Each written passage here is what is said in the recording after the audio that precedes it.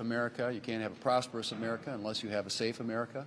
And so prosperity and security, safety are all issues that are intertwined, and our budget reconciliation bill addresses all of the above.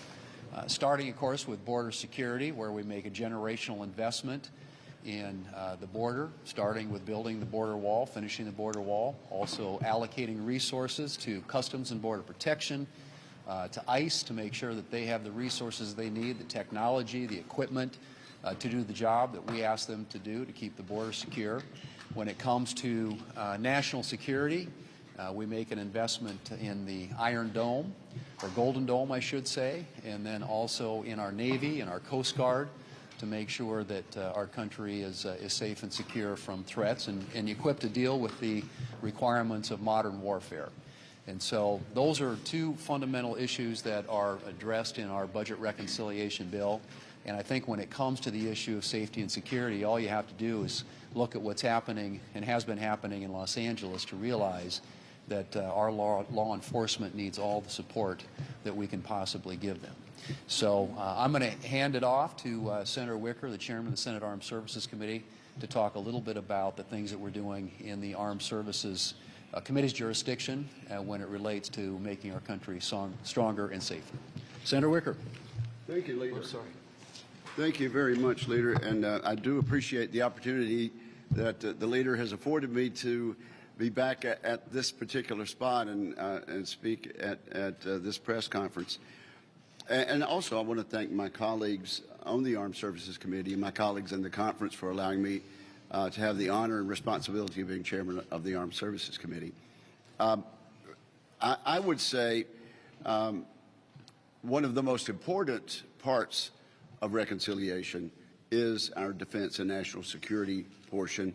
And it happens that it is the least controversial between the House and Senate and the administration. This is something that that Chairman Rogers and I and our teams and our committees have worked on for quite some time.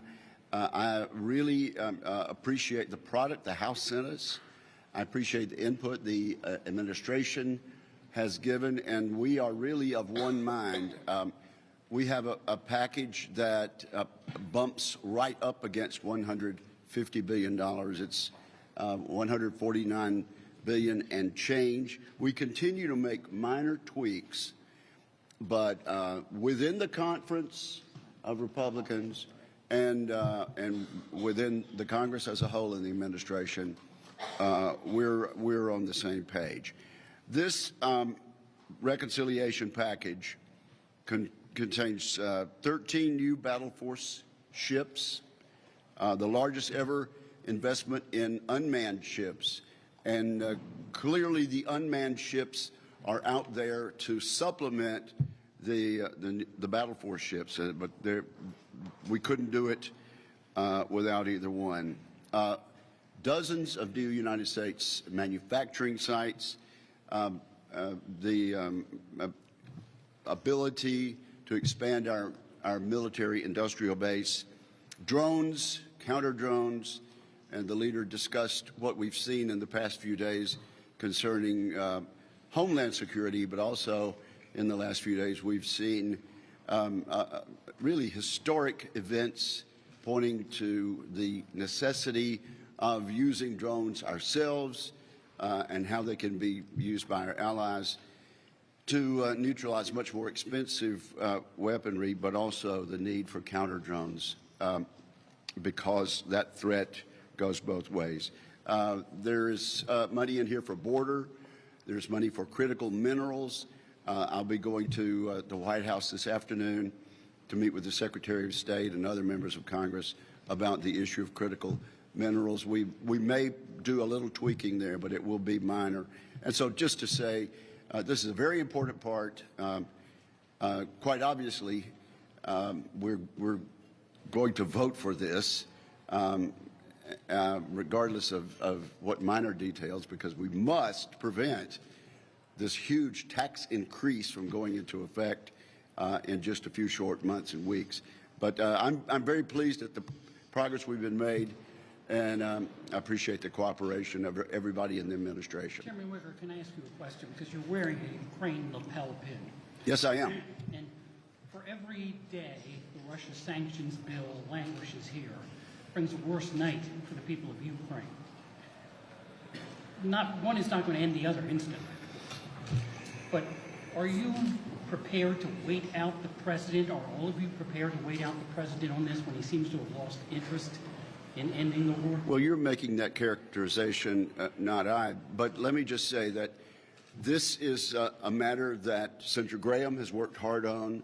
I know he's working with the chairman of the Foreign Relations Committee, and my hope is that this bill can come to the floor within the next few days, perhaps next week. Chairman Wicker, what is your...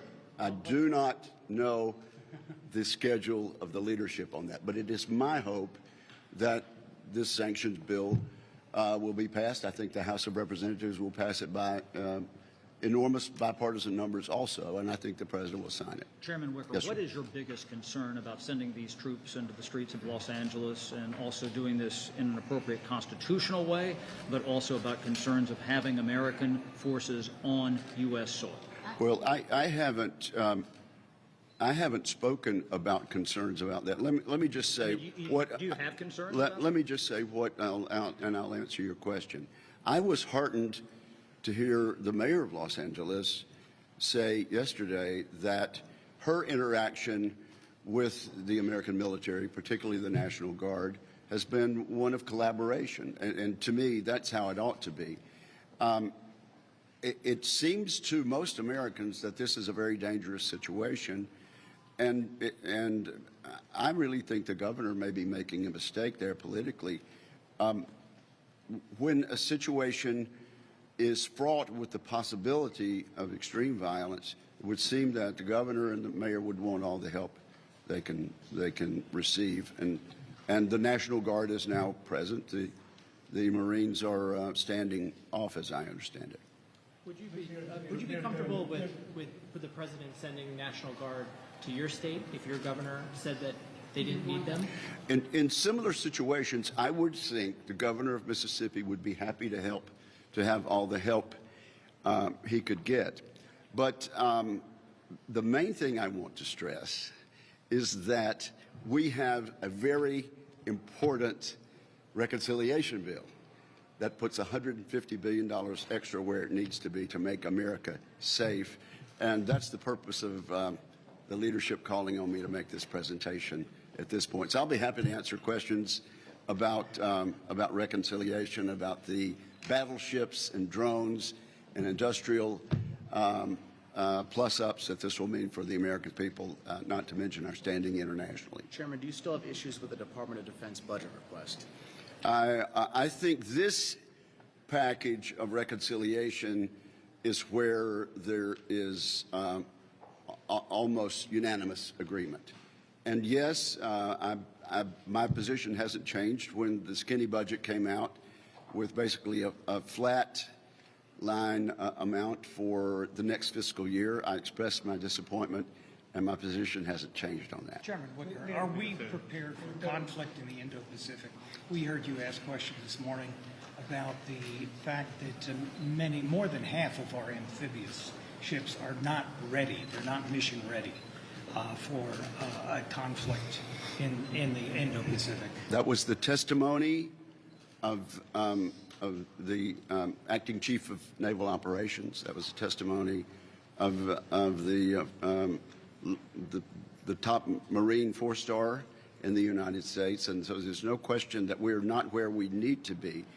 I think my message to Americans now is that while we're basically all right when it comes to deterrence, the curve is headed the wrong way. Our adversaries are increasing their capability while ours is decidedly going in the wrong direction, and there's just no denying that. Yes, sir. Oh, yes, I'm happy to surrender the The chairman. On Los Angeles. Do you see an inconsistency when the president criticizes and condemns the violent Los Angeles protesters, but then pardons the violent January 6 protesters? Well, I mean, I think the issue that's in front of us right now is the chaos in L.A. And clearly the local officials there, for whatever reason, didn't seem up to the task of getting the job done there. And I think that, as Senator Wicker pointed out, it's kind of a political imperative, honestly, because one of the most fundamental questions most people, most voters ask is my family safe? Is my neighborhood safe? Is my community safe? Is my country safe? And when you can't answer that in the affirmative, then you've got a problem. And I think that's what they ran into in L.A., which is why they needed some outside help. But at the end of the day, it's about preventing chaos and preserving law and order. That's what this is. Is there a chance that no tax on tips and no tax on overtime get replaced in the big beautiful bill with, let's say, R&D tax credits or something else? Well, I think that the president, as you know, campaigned hard on no tax on tips, no tax on overtime, Social Security, interest on car loans. Those are all things that are priorities for the administration, and they were addressed in the House version of the bill, and I expect they will be in the Senate as well. Do you have any concerns about Secretary Kennedy removing all the appointees from the Vaccine Advisory Board, and do you still have confidence in the Secretary? Well, I think most of us up here want to have confidence in the vaccine process that is used in this country. And so as he makes decisions about who he's going to put on that, who he's going to replace people with on that panel, I suspect my colleagues and I will be paying a lot of attention to that. Is there a plan B for the debt limit if you don't pass reconciliation by next date? There is no plan B. It's plan A. We have to get it done. That's failure's not an option. One more.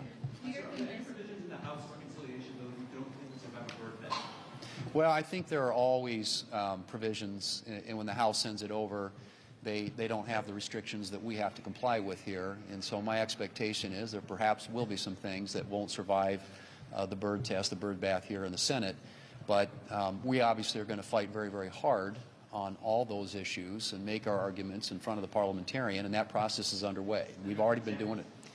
Well, there are some examples, which I won't get into specifics, but as you know, the Byrd test, of course, requires that it be principally about revenue and spending and not policy. And so, those are arguments. What we saw the Senate or the Democrats do when they had House, Senate, White House, unified control of the government, is they dramatically expanded the scope of what's eligible for consideration under reconciliation. And so we're using that template, and we're going to push as hard as we can for the priorities that the House included, in hopes that we can have a bill at the end that preserves as much of the work that the House did as possible.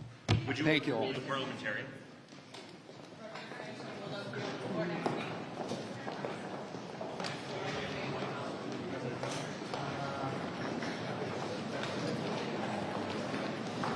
Thanks for opening.